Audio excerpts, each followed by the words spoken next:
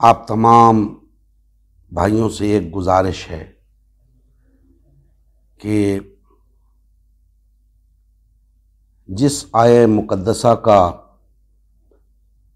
جمعے والے دن درس ہوتا ہے، کم از کم اس آیہ مقدسہ کو گھر جا کر خود بھی اسٹڈی کریں، خود بھی اس پر غور و خوض کریں، تاکہ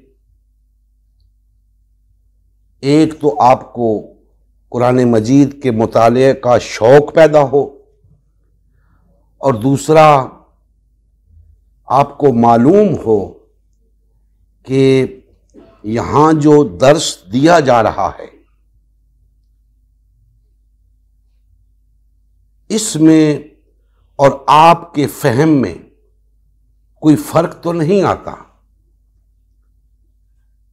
آپ کو کوئی ایسی چیز وہاں ملے مطالعہ کے دوران جو جمعہ کے اس درس سے آپ کو الگ تھلگ لگتی ہو، مبہم لگتی ہو، عجیب لگتی ہو، اسے پھر ڈسکس کریں ہمارے ساتھ،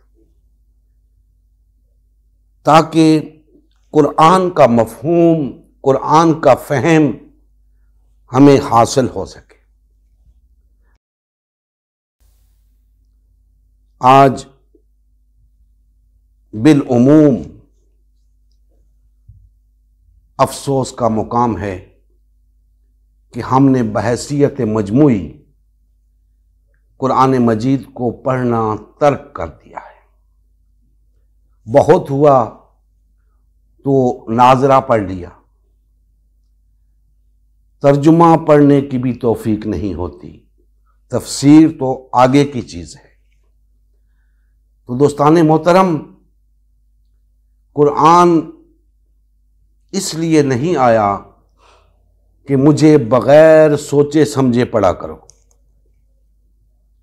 قرآن اس لیے آیا ہے کہ مجھے سوچ سمجھ کر پڑھو اور غور و فکر کرو، یہ میں نے تمہاری ہدایت کے لیے نازل کیا ہے، اس میں ہماری فلاح ہے، پوری انسانیت کی فلاح ہے، تو ہمیں اپنی فلاح تلاش کرنی ہے اس قرآن سے۔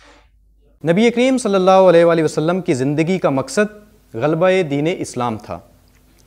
اس مقصد کے حصول کے لیے امت مسلمہ کی تشکیل ہوئی۔ امت مسلمہ نے نبی کریم صلی اللہ علیہ وآلہ وسلم کی سیادت و قیادت میں اسلام کو غالب و نافذ کیا۔ جب تک امت مسلمہ میں وحدت رہی، اسلام کا غلبہ برقرار رہا۔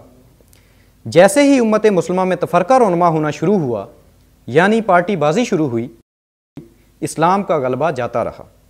آج غلبہ دین اسلام کی بحالی کی واحد صورت امت مسلمہ کی تشکیل نو ہے۔